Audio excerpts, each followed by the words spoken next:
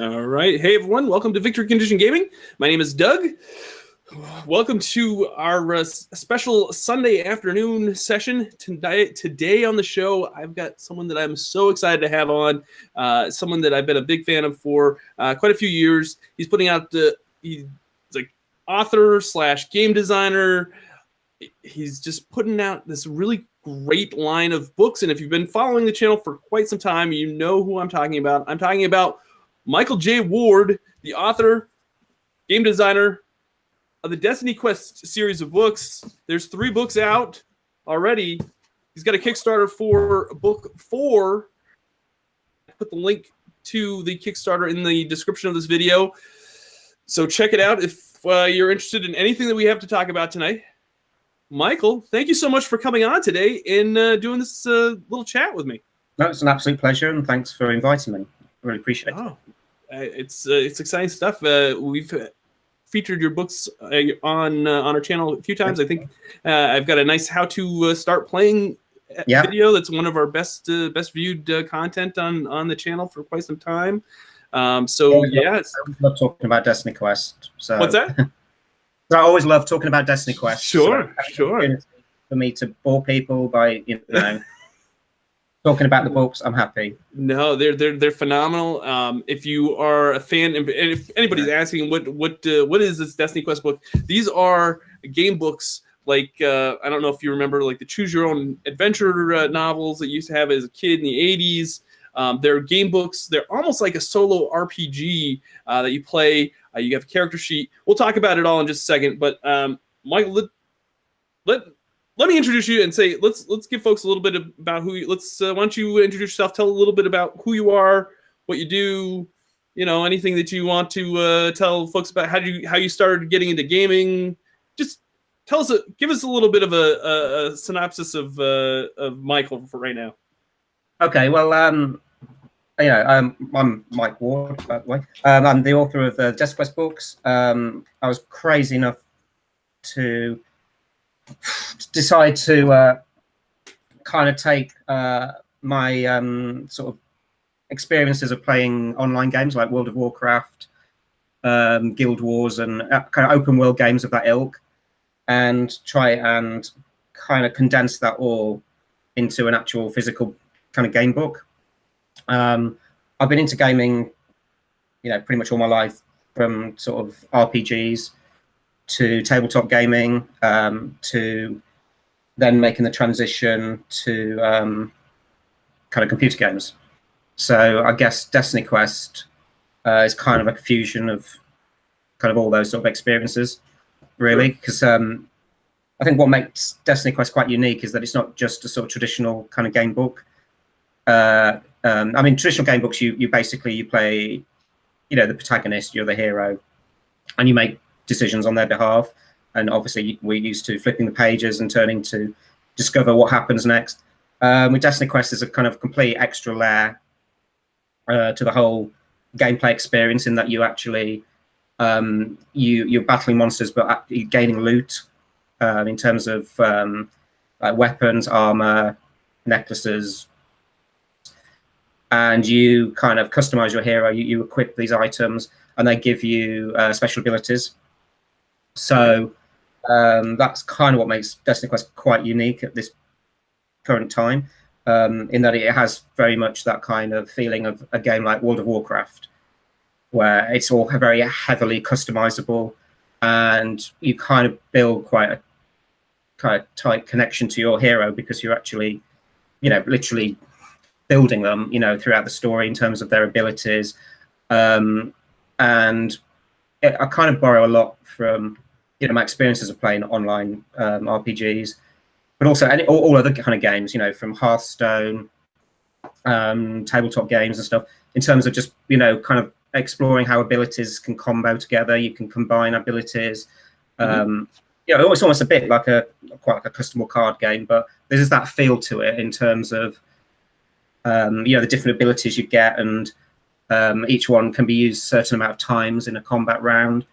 It's all very strategic, is what I'm trying to say. So yeah, it's a kind of new sort of level of depth that I don't think you kind of necessarily might get in your sort of more traditional game book, to me.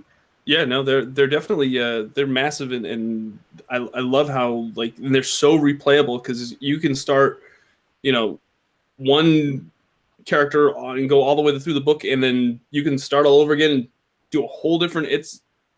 You can create a whole different character like the second time. So it's just a great series, and I'm so excited that you're putting more content out for the series because the first three books are some of our favorites. Sydney has these books. I kid you not, they are in her nightstand. Like literally, like we've of course, you know, being a kid, she has all of her stuff all over the place in her bedroom, and we're moving her books over to her bookshelf that we had, and her Destiny Quest books were in her nightstand, and we said, "Do you want to put them over in your bookcase?" And she's like, "No, no, leave those there." So Sydney is a huge fan of these. So if she's actually at a trampoline park, she got invited by a couple of her friends, and so she would actually be on here right now with us if she didn't already have something going on because they're just. It was nice watching your YouTube series actually and seeing you play together. I thought that's quite really nice to sort of see that, and it's quite humbling as well to see always to see other people sort of enjoying your work. You know, it's she really loved that, and she actually, it was funny because we did that a couple of years ago, and she would go to school and she would then make a game book at school. Cool. And she was starting to write it out, and it was a really neat thing to see. And like the teacher would be like, "Where'd you learn how to do that? What's that all about?" You know, and she's like, then it would spur the conversation about the books, and it was really neat. It was a really neat situation there that you know, kids at 8 or 9 years old don't usually have. So yeah, sure. So the fourth book is out right now, or it's out on Kickstarter. It's Raiders of Dune Sea. It's fully funded already. It funded within a couple days, right? 3 days? 3 days? 3 days, maybe. Yeah. I'm pretty amazed. That's amazing. It's and for folks that don't know, it's been a little bit of a while since the third book came out. How many? It's been how many? 4 years. 4 years? Yeah, 20. Wow. I was checking myself today, and Winter's Fury. I think it was about 2014. So. Okay. It has been a while. So I was kind of a little bit nervous because obviously taking that kind of a break, well, it wasn't kind of self-forced break from the books. You just don't, you know, the fans are there, but you just don't know how big or loyal the fan base is. Do you know what I mean? It's, sure. It's like a gamble. You know, it's a bit of a gamble. But I think the Destiny Quest books have been quite a sort of. I think the first one came out. And you know, did really well, and then the other two were kind of like slow burners. And I think that's probably my own fault for making the book so damn big that everyone bought Legion of Shadow, and it probably took them about 2 years just to get through it. You know, sure. Probably a bit of a mistake on my part, maybe. So you know, I think people are kind of moving on to the other books. And what the great thing about Kickstarter is that obviously it's bringing in a lot of new people.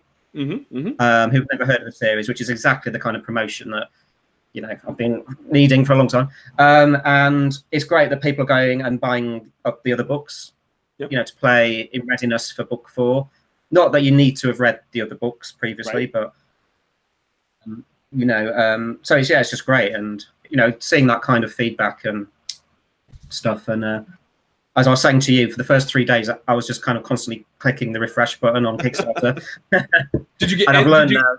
Did you get any sleep? Yeah, I wasn't too bad. Yeah. Oh, okay. But then again, maybe I kind of woke up at 3 in the morning and like grabbing the iPad just in case, Sure. But yeah, I've learned now to be a bit, because obviously it's going into its kind of slow. It's peaking and kind of so. Yeah, just stepping away from the computer, just letting it go, trying to focus back on the writing. Now that it's fun, now that it's funded, it's kind of you can kind of that anxiety is gone now. So that's always good. So hopefully we can unlock some of those. That's great. No, I think it really speaks a lot to how folks that have your previous books love them so much that they know that even though there's that break, it's going to be that fourth book is exactly what they're looking for, just like the other books. And they know that the quality is going to be there. They know that you put out an excellent product. People always like to know that they get value for the money that they take out of their wallet. And I think when you have a book like this, and it's like $20 some odd, and it's these are 700 or almost 700 pages, and you can play them. I always describe it as it's like Skyrim in a book, right? It's huge open world experience in just a book. You're getting a lot of replayability, and that's a great value for anybody that likes this type of product. I think people also know that, because I've obviously had this sort of 4-year hiatus sort of thing. So that's given me 4 years to plan this next book and just soak up so many gaming experiences, you know what I mean? And really, really plan this one and know exactly what I want to do with it and what I want to achieve with it. And kind of like taking on board a lot, criticisms that people might have had of, previous books, things they liked, things they didn't like. And so I'm positioned to kind of feel like I'm creating the best possible game book that I can create. I mean, you're never going to be 100% happy. You're constantly fighting against word count. And, I'd love to make a quest that was about 300 pages, but I can't. Obviously you are having to make sacrifices. But I think with this one, I'm the most content that I've ever been in terms of thing that I'm giving what I want to give without any kind of compromise. You know what I mean? Nice. Yep. You don't have to cut back as much as you probably did on the other ones. That's great. The one thing that I really like about the books is each book kind of has its own environment. It's like it's a different, like each one's a little bit different, has a different feel than the other ones. And this one, you brought it into a Dune Sea, which is like a desert environment, which is going to be totally different than the other 3 books, just like the other ones were unique. What kind of brought you to that type of theme for a book or environment? I guess you could say. Well, I guess because I've already done, kind of, I suppose Legion of Shadow was a little bit kind of gothic, in its environments. Heart of Fire, obviously we had the jungle. And the volcano, and kind of that kind of fantastical sort of landscape, and then Winter's Fury was ice and tundra. So it kind of, I always wanted to do a desert kind of theme book anyway. I mean, as people have already pointed out in Kickstarter comments and things like that, Facebook comments, I've been alluding to the Dune Sea since the very first book. Yep. So it was always in my mind that I wanted to do a kind of Egyptian-y, Arabian sort of style of adventure. So it just felt like the natural next sort of environment to kind of explore. Sure. So it kind of throws up, lots of new and exciting potential for, adventures and pyramids and tombs and and there's also quite a strong Wild West theme, oddly, Wild West theme in this one, because the Act 1 is called the Badlands. Yep. On the frontier of Valoron, which is where the previous books have all taken place. Right. And you're on the frontier between that and Kitesh, which is the new sort of kind of country, their area. So it's kind of like a sort of frontier, kind of rough and tumble, Wild West sort of theme to it. So I think that was a lot of fun. Nice. Yeah. No, that's a lot of fun to write. In fact, I probably spent so much time on that act that I think that's why the book has become. I've had to actually split the adventure up into 2 books. Because I was just having way too much fun with that one. I could have just made that the whole book. It was. That's awesome. So I had to remind myself, Mike, it's called the Dune Sea. Raiders of Dune Sea. You actually have to get to the desert at some point. Yeah, you can't just keep doing. I just had so many ideas, and I was just like, oh yeah, I could do that. Legendary monster. I mean, I think Megara have already shared the map. I did a rough. Yep, I saw you posted those in an update. Yeah, it's on the Kickstarter page, so you'll probably see from that there's quite a lot going on on that map. There's quite a lot of legendary monsters, and it's actually quite deceptive as well, because the map doesn't really tell you a lot about just the sheer amount of depth in some of the town locations. Okay. And one of the red quests branches into craziness. So you know what I mean? It's huge. That act is huge. Oh, that's awesome. So that's I can't wait. Now, what is it? The third book was only 2 acts as well, correct? Like the first 2 books were 3 acts, if I remember correctly. It's been a little while since we've played them, but the last one was 2 acts, and if I remember reading a previous interview that you did, you said it was kind of difficult doing 2 acts instead of 3 acts. Yeah. Basically, with the Eye of Winter's Fury, my publisher made the decision that they wanted to do the maps on the inside. I don't know if you can see this actually. The inside front cover and back cover. So that and I'd already kind of planned the story as a 3-act to an extent. Okay. But then I was then discovered, or was told basically, that I can have 2 maps. So that created quite a lot of. It just made it very difficult. Sure. Because I'd already sort of in my head kind of planned a 3-act structure, and I think when you think about most stories, they kind of have 3 acts. Yep. Your beginning, your middle, your sort of end. So I mean, I'm really pleased with Winter Fury. I mean, I'm really proud of it, but I think it was a tricky one structurally. Sure. That makes sense. Sure. Make the maps work. Yep. With this book, it's kind of less of. I made the decision. Obviously, as I was saying, I was writing Act 1, getting into Act 2, and I think because I spent so much time on the Badlands, I was already realizing, oh my God, there's no way I can tell this story. It's going to be, it's just going to be too big to publish. It's going to be like War and Peace. So I had to make the decision quite early on in Act 2. And I contacted Megara and said, look, is this going to be okay that I'm splitting this book up? And they were, completely fine with it.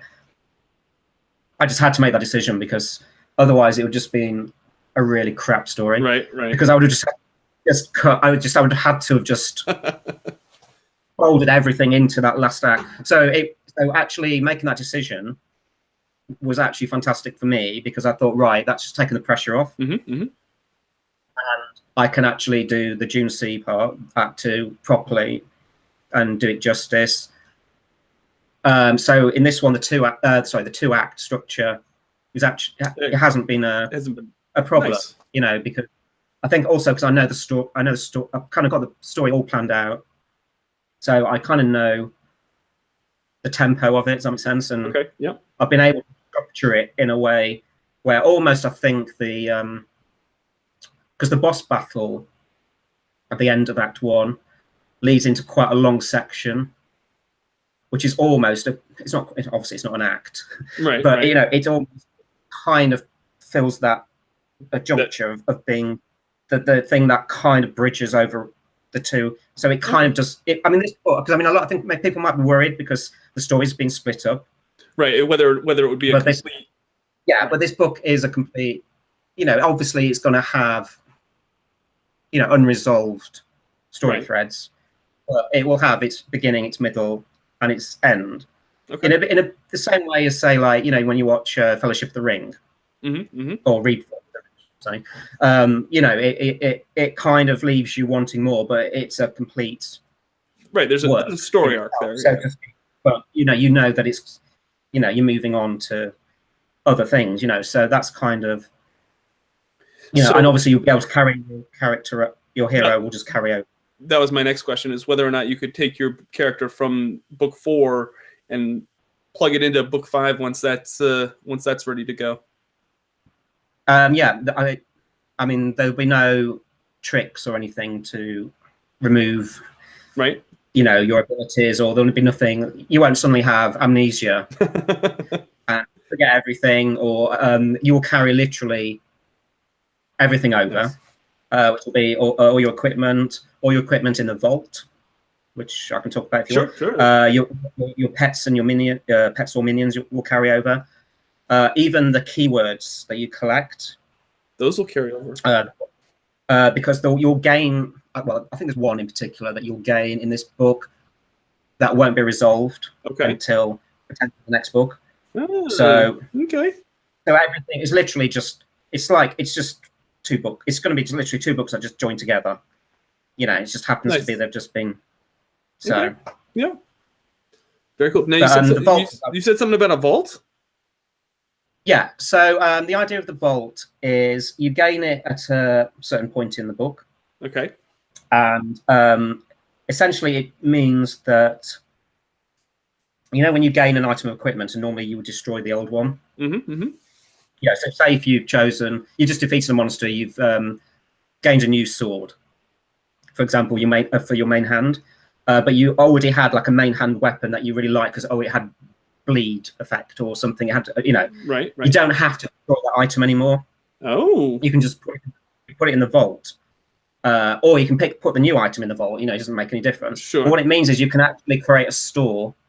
Just like a yeah, like a video game.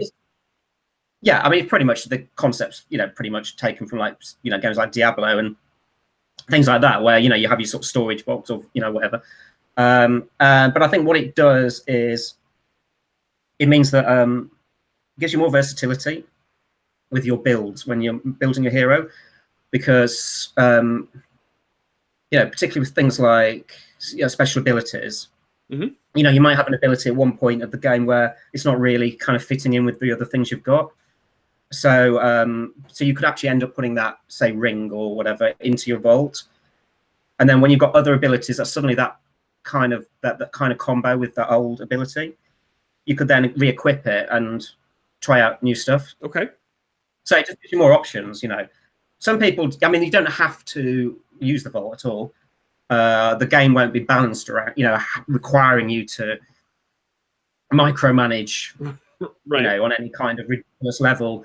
It's just there as, a Brucey bonus, so to speak, as we like to say, in terms of just, giving you more options for your character. No, I love it. It's always good to have something new in, just like in any experience. It's you have your.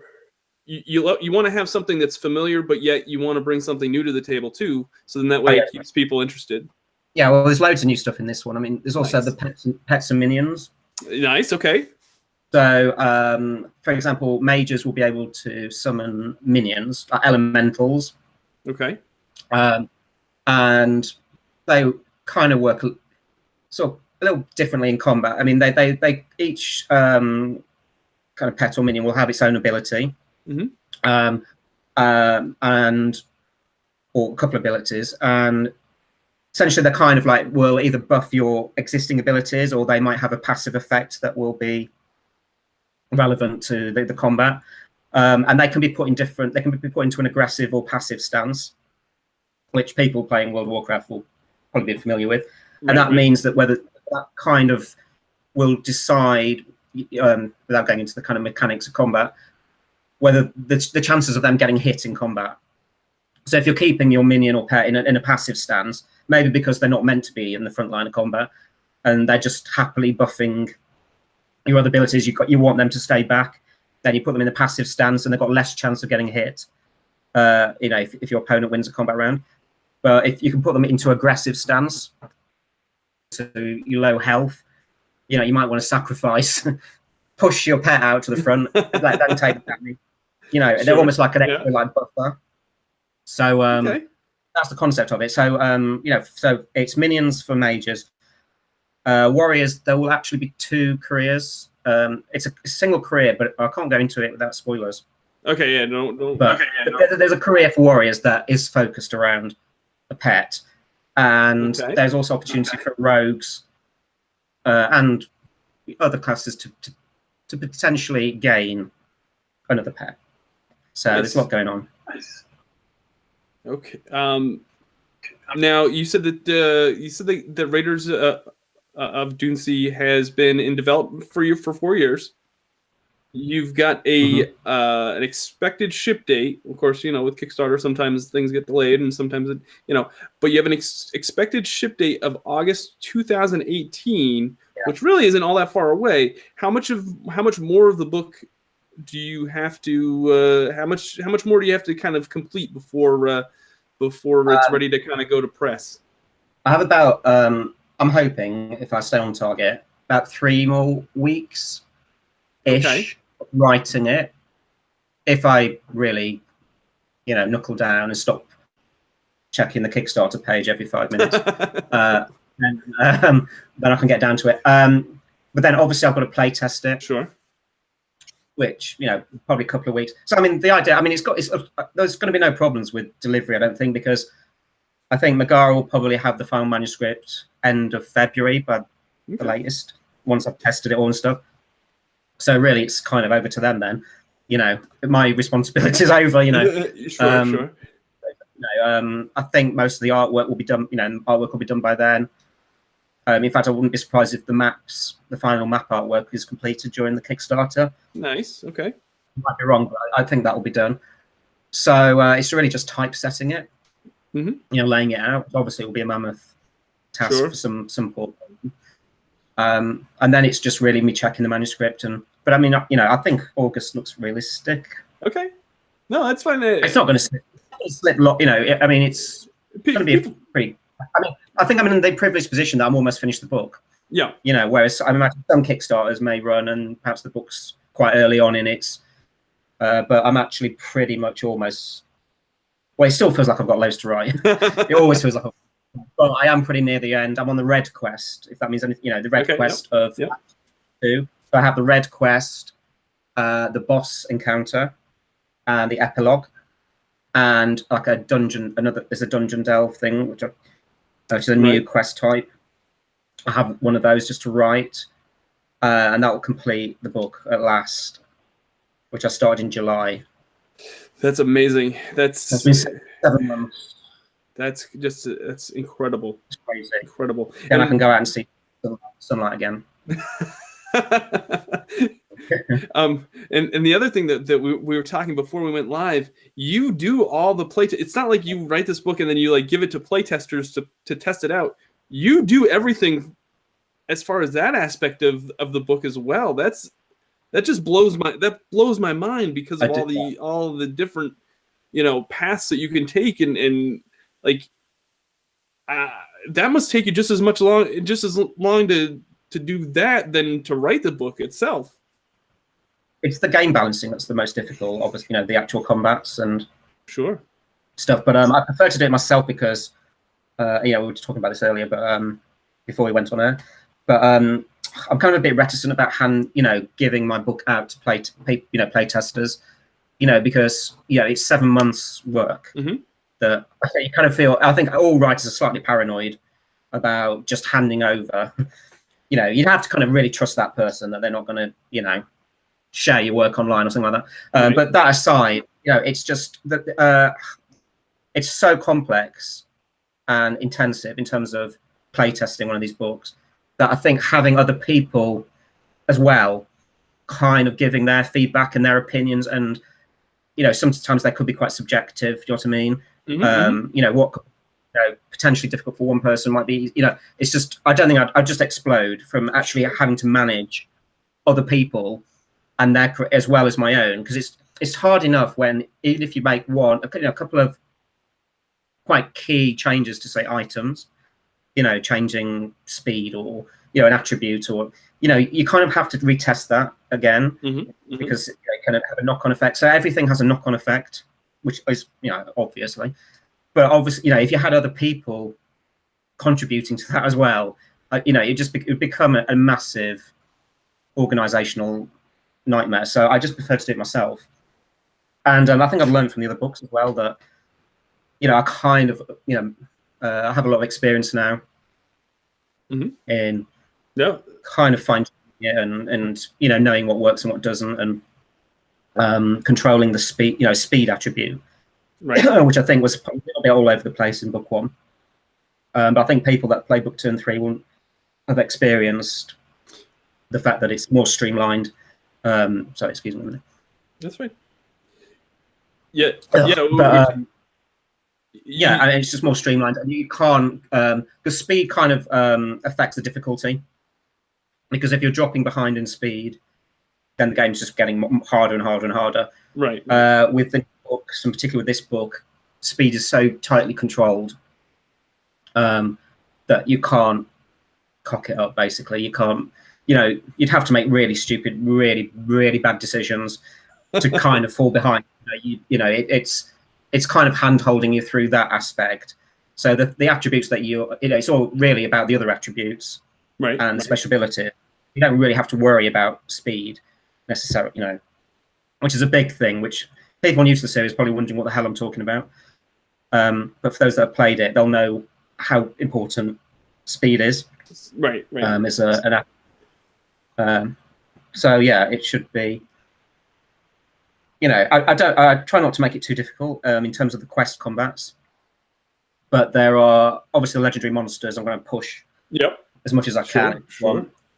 And there's the dungeon delves, which are a new type of quest. That's totally new. This is something that now this is this going to be an actual part of the book as well? I know it's a stretch goal that you're kind of putting out as well.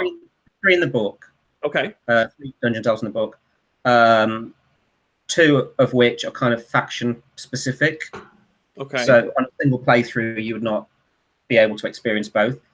And there was a stretch goal for an extra one, which I imagine is probably going to be a PDF. Okay. Rather than in the book. Dungeon delves are essentially kind of like tougher challenges for the more masochistic people that want to really sort of test their, hero builds. And the whole concept is that you can't, after each combat, you can't restore your health. You're still wounded. Right. Yeah, you can't restore your attribute. You can't restore your attributes if they've been lowered, and any abilities you've used are lost. Wow. Okay. So you have to actually choose. You choose what abilities you want to use in a combat.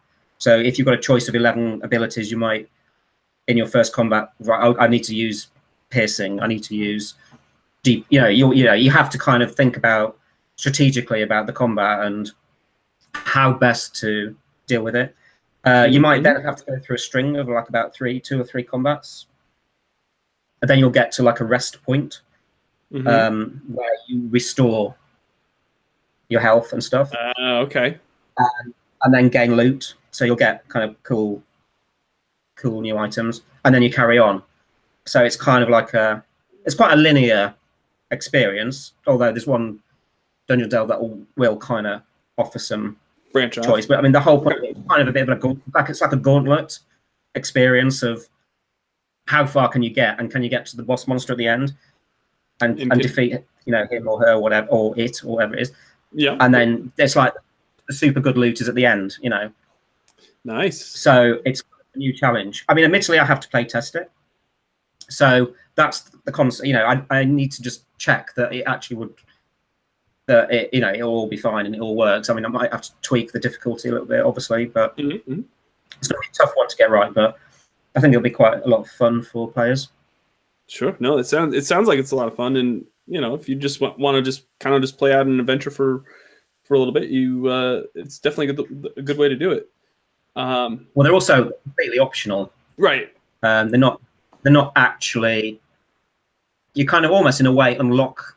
Each dungeon delve is kind of unlocked at the end of like another quest or something, and it's just kind of there as it's a bit like say if you're playing World of Warcraft and you're exploring the world, what they call instances, dungeon instances that they can, it's kind of separate to the main world, but you kind of just go off and raid it and try and get the cool items. So it's just completely optional challenge. Okay. And for those people that just don't have the patience. Or just not into that kind of thing, or just want to carry on with the story, they're not going to be penalised, for doing so. Okay. But I mean, the dungeon delves are quite nice because they also expand a little bit on some themes and stories as well. So it's not just combat. There is a reason for them existing. You know what I mean? Okay. Yep. There's a purpose to. They're quite thematic. Nice. Now, we've talked a little bit about the setting of this book, how it's different from the previous 3 books. Now, is there any if anybody's going to be playing the fourth book that's played the previous three, will there be any crossover at all? Do you see any familiar characters maybe pop up at all in this book? Does it tie in at all? I mean, I don't want you to give too many spoilers, but can you say yes or no? A lot. Is there a lot? Yeah, but I mean, you don't have to have read the previous books. Right. But obviously, the people that have will get potentially the biggest payoff.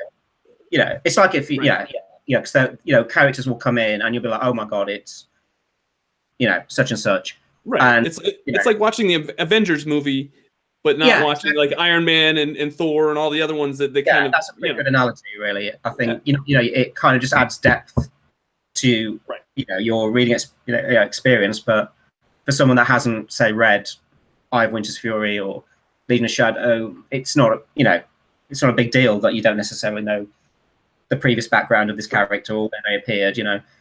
But yeah, I think pretty much most of the characters turn this one up from Legion of Shadow. Nice. One of them being just quite a small character in Act 2 of Legion of Shadow, to give a few hints. Okay. And they are a pretty massive kind of influence on the whole. Well, certainly Act 1. Okay. That's about as much as I can say. All right. Now, what can you tell us about the hero of this book? That's maybe it might be different from the ones before. I think there are a lot more. I put a lot more depth to them, I think, than previous sort of characters you'll be playing. Okay. I kind of about quite a sort of more interesting backstory. I mean, the character in this book is I don't know whether you've read Eye of Winter's Fury, but they're kind of the polar opposite of Prince Aaron in book 3. Right. It's kind of like very weak, sickly prince. He's a bit of a bookworm. He can't fight. This is how he starts out anyway. He can't fight. Right. He's basically a complete wimp. And in this book, you're actually playing someone who they're quite young. You're playing a young male. He's about 18 when the story starts. Okay. But he's been a mercenary. He's had quite a tough life. He was orphaned. He was in this church orphanage. A lot of bad things have happened. So you're playing this kind of already quite tough sort of character with quite a lot of backstory. So literally, the prologue kind of throws you into a really interesting situation that you're in, kind of from the get-go, and you immediately get a sense of his character, and there's like a flashback as well, and then you'll go straight into this quite big fairly big prologue quest, where I can't swear, can I?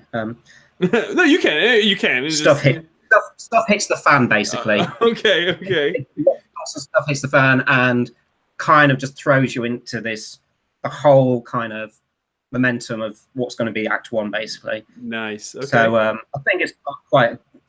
I really like the opening. I think it's going to hook a lot of people.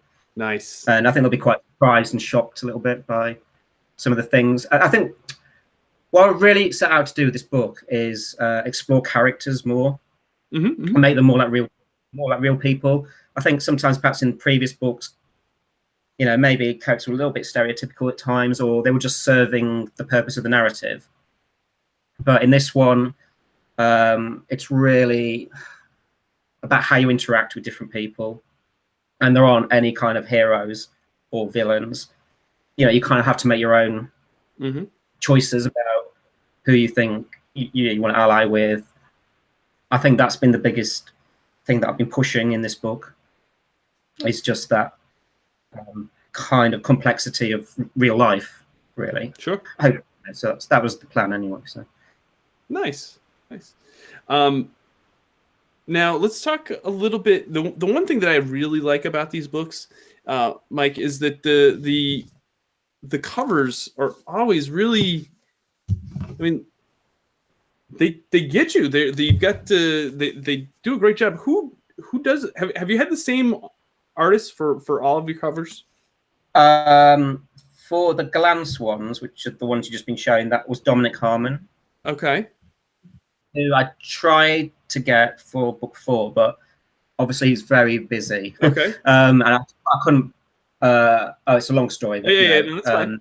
I just wanted to give them. I always like to give the artists a little bit of credit, shout out, because to be honest with you, when you have a finished product on the shelf, this looks really appealing, and is the most important thing, in my opinion.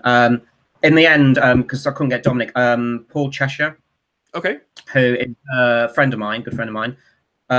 He did a lot of the artwork for my website, and he is a fantastically talented illustrator. And I called on him because we were getting this was like mid-November, and we were like, oh my god, because originally the Kickstarter was going to be in November, December, and I was, let's just say, it was panic stations, really, because I wanted to cover, ideally go out with the Kickstarter. So I kind of just begged Paul to kind of come out of retirement, because he'd been taking a bit of a, like me with the books, I guess, he was taking a bit of a hiatus from doing art. Right. I just said, look, can you do this? I want you to do this cover, blah blah blah, and we got chatting about it, and he had ideas, I had ideas. I'd already kind of sketched out what I wanted. And he produced what you see, which I think is absolutely fantastic. It's great. It's got the same feel as the other books, which is always great, and I was really impressed. Yeah, we definitely wanted to focus on the main character, and I think we also talked as well about my previous self-published version, which you might not have seen, but which had very sort of zingy colours, very bright, and I think we kind of wanted to kind of make a little bit of a marriage between the two sort of styles. So and I'm really proud. I think that cover's amazing. It's great. Yeah. So that was a relief. Yeah, no, it was great, and that's kind of and that's why I wanted to bring it up, because it's a great piece of art.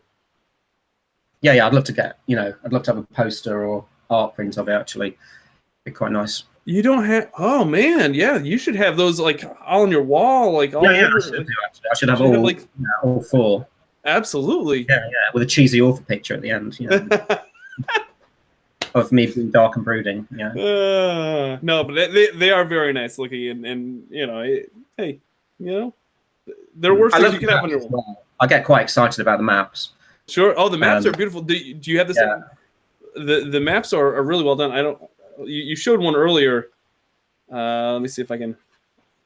Yeah, it's going to be one of Megara's illustrators doing the new maps. Okay. But I'm already seen an example of their work. I don't know if you saw on the Kickstarter, they redesigned the Dark Templar career. Okay.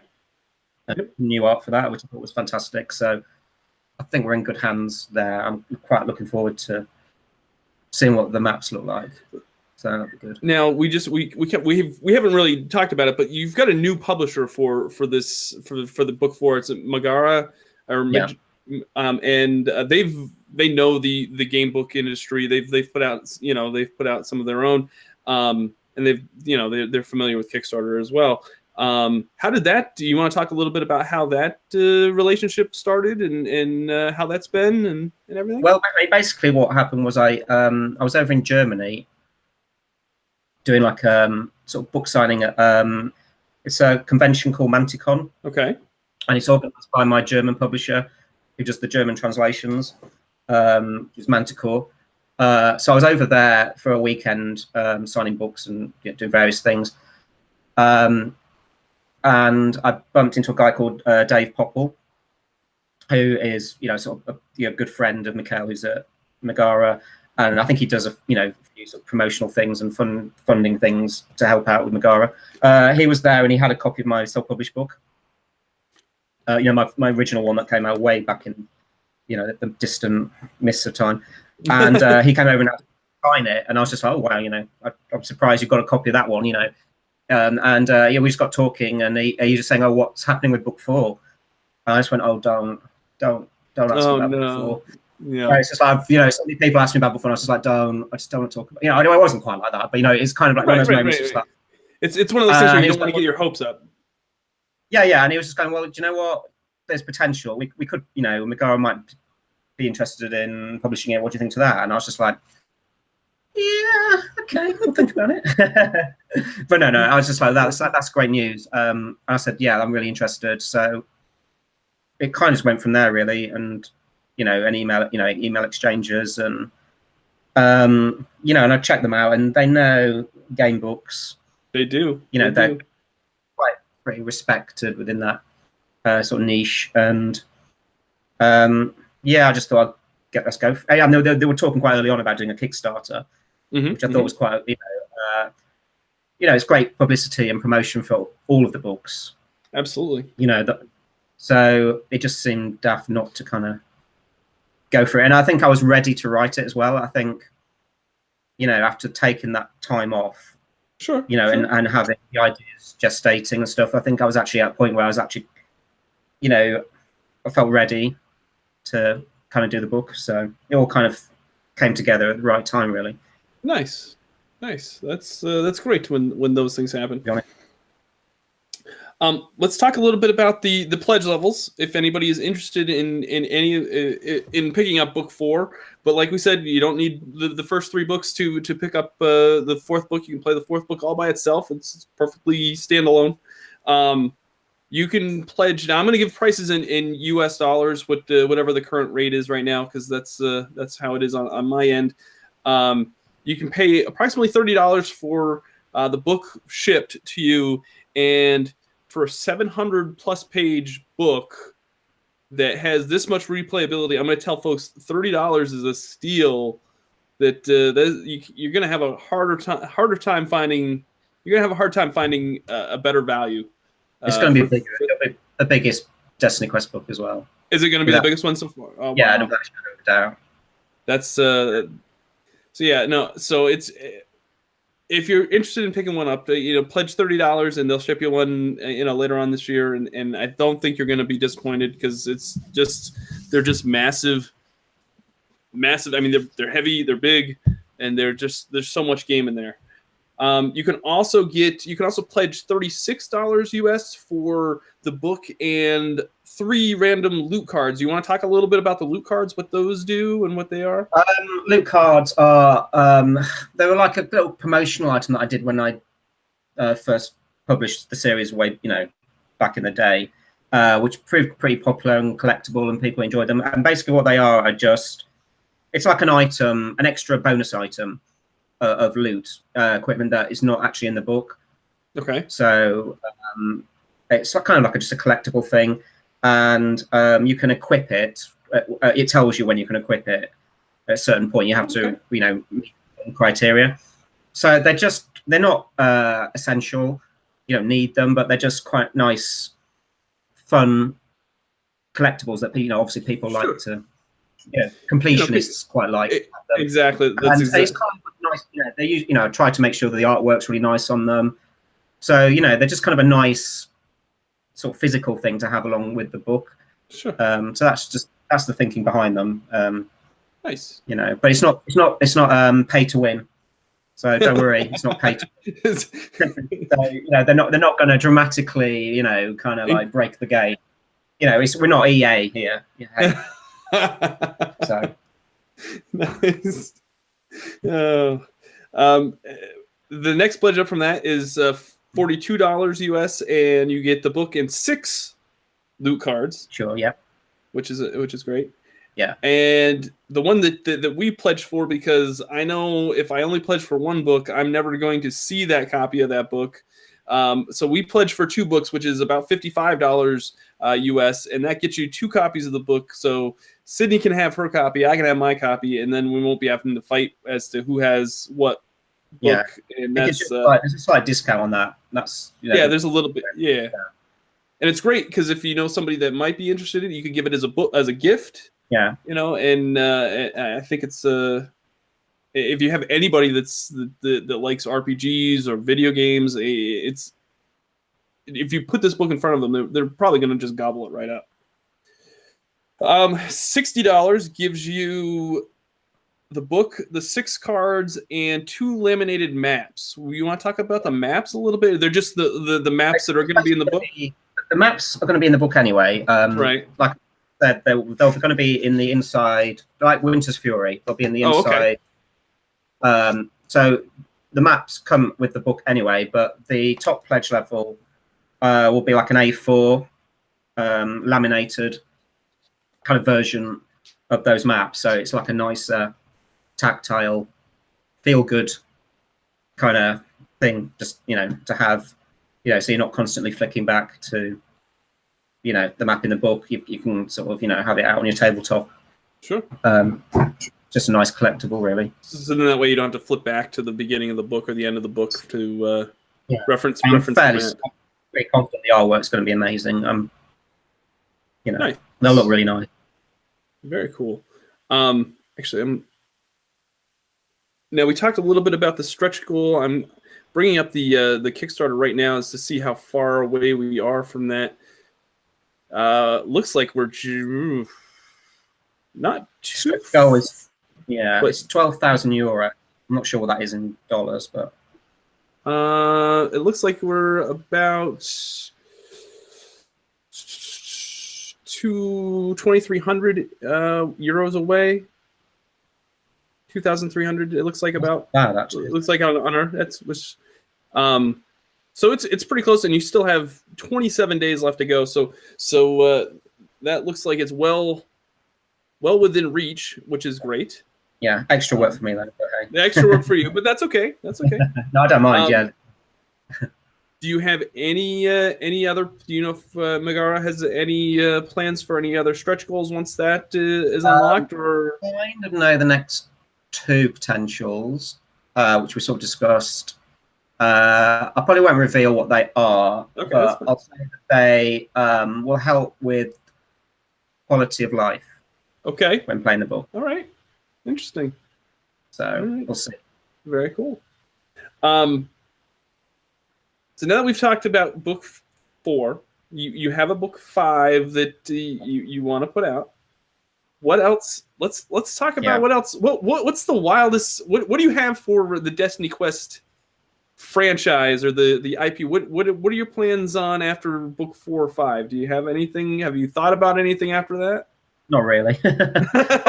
They're just so massive, right? Projects, right? That it's quite. I kind of have obviously ideas for the future books.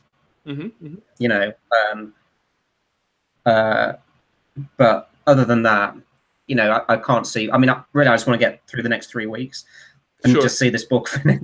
You know what I mean? So it's kind of hard to sort of know.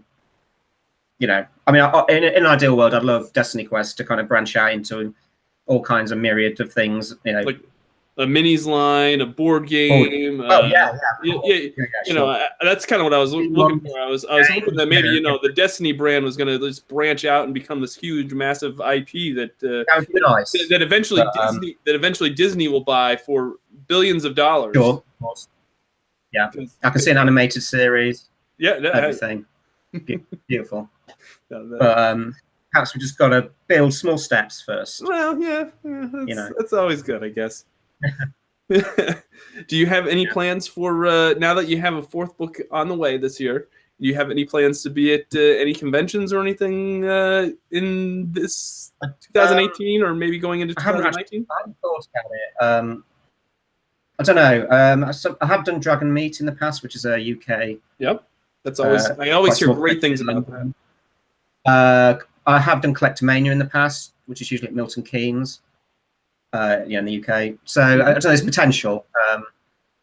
So yeah, maybe. I don't know. I haven't got any plans yet. No plans. The book stays on target, hopefully for August, and from there really. So very good, very good. Yeah, I guess. Is there anything else that you wanted to touch on before? I had a list of questions here, and we've gone through them quite well, and I actually stayed on the rails this time, and we're almost at an hour. This is Mike. This is a rare thing for my channel. Okay. I suppose all I want to say is just a massive thank you to all those people that have pledged and supported, the Kickstarter, and also those people that have stuck with the series from book 1 and. It's just great to see. It's fantastic to see new people coming in. I'm getting kind of emails pretty much every day from people going, I can't believe I never knew this series existed. It's amazing. That's awesome. That's just amazing to hear. And I think probably it's kind of growing a lot in the US as well. A lot more US fans than, and also US fans, if you're watching this, I know the book's been unavailable on Amazon US for a while, but I've been assured that should be changing any day now.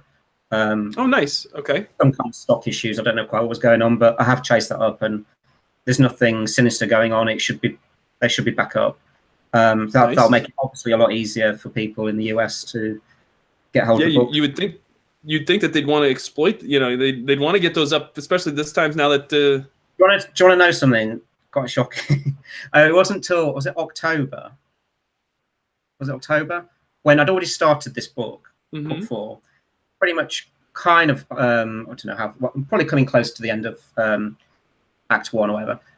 Put a ridiculous number of hours into it, and then I kind of accidentally went on to Amazon and discovered my book 2 was out of print. Oh, completely out of print, just stopped production. And I was just like, well, I won't kind of give my expletives on that one, but I was like, what the hell? Sure. So I had to contact my publisher, and I was just like, what's going on? And they had kind of decided to put it out of print. Okay. And I was just like, you do realize I'm writing book 4, and you do realize that there's a Kickstarter and sure. And so anyway, it's thankfully back in print. Nice. But that was like a complete heart attack moment where I suddenly thought, oh my God, there's actually going to be potentially a Destiny Quest book in the series, in the middle of it, out of print. I was just like, oh my God, this can't be happening. But thankfully, thanks to my editor at Glance, and we got it all sorted. So nice. That was a relief. But it's never easy in the world of publishing. No, I don't doubt that. I can't imagine what it must be like. But no, it's good because if you're going to continue this Destiny Quest the series, the folks have to get the previous content as well. That's important. Yeah, it'd be a bit of a bummer if you bought, book 4 or 5 and then wanted to go back to Legion of Shadow or something, and it's like, oh, I'm sorry, it's out of print. Or the one copy that they can find is like $300 or $400. Yeah. When the Heart of Fire, when it was out of print, there was people selling it on Amazon for about 230, British pounds, or that's ridiculous. And I was just like, I'm obviously quite sort of flattered that someone would like. Right, I'm sure it was a mistake. Yeah. It might have just been something generated automatically. Right. Well, you never know. Without, but you just think, my God, maybe there will come a day when they are out, not available, and perhaps people will have to spend stupid money to, get hold of them. Could happen. Yeah, but I don't get all that money. So. That's true. If only you Damn did. That's somebody make money out of it. That's when you. Unless I stockpile. I've got a stockpile in my garage. That's exactly what I was going to tell you. Yeah. So I'll stick them on Amazon for like 300 quid each. That's your retirement plan right there. Yeah. Sorted. Good idea. Oh man, that's great. Mike, where can folks find you online? I know I put if anybody's interested in following you online, I know I've put the links in the description. But if you want to tell folks where folks can find you. There's the main Destiny Quest website, which is www.destiny-quest.com. Guess that's kind of. I'm also on Facebook as well. So if you search Facebook, there's 2 Facebook groups. There's one specific for the Kickstarter. Oh, okay. And I didn't know that. And there's also the general Destiny Quest Facebook group. Okay. I'm also on Twitter as well. Yep. You're quite active on Twitter. I know that. Yeah. I've kind of learned to use the tools of social media. I'm not its biggest fan, I have to say, but I can't begrudge it because it just connects. Yeah, that's how we connected. In fantastic ways. That I really have learned, to embrace all aspects. So nice. No, it's great, and I love being able to reach out and talk to you and learn more about your product. Like I said, it's something that I really enjoyed for quite a few years, and I know Sydney has as well. And so it's been just great to have you on, and I'm glad that you could take time out of your day to do this. I'm so ecstatic for you that book 4 is going to come out. That the response has been so much more than you thought it probably would be initially out of the gate. Can't wait for people to read it. Right. You know, when you've just been sitting for so long. Sure. You know, I just can't wait for people to actually, you know, hopefully we'll be blown away, because it's just a whole new league from the previous books, in my opinion. You know, just totally different level. So yeah, I just can't wait. That's great. That's great. I'm so excited for you, and I'm happy, and I can't wait to see where this Kickstarter is going to end for you.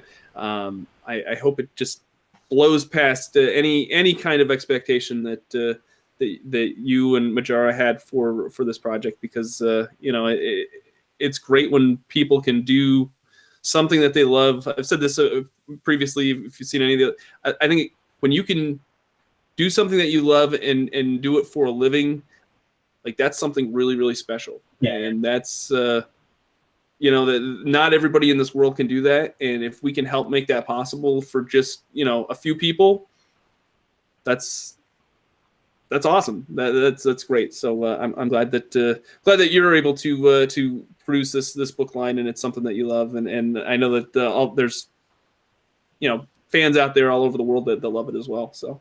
Well, yeah, if I keep getting the support, then I'll keep writing them. So. Absolutely. Yeah. That's great. So yeah, that's gonna do it for me. That's all my notes for tonight. I want to thank Mike for coming on. I want to thank everybody for watching this. If you like this Q&A, please give it a like down below. If you're a fan of Destiny Quest, or you think it's something you want to check out destiny-quest.com, and pledge. Check the Kickstarter and pledge for at least one copy. Get back to clicking the refresh button again. That's right. That's right. You know, like, make sure that F5. What is it? F5 that you push to refresh your browser. Make sure that's all worn out by the time the 27 days is done for Michael and Megara. So, all right, folks. That's it for me. My name is Doug. This has been Victory Condition Gaming, because winning shouldn't be the only victory condition when you get to the table. We'll see you on the next video. Go Pledge!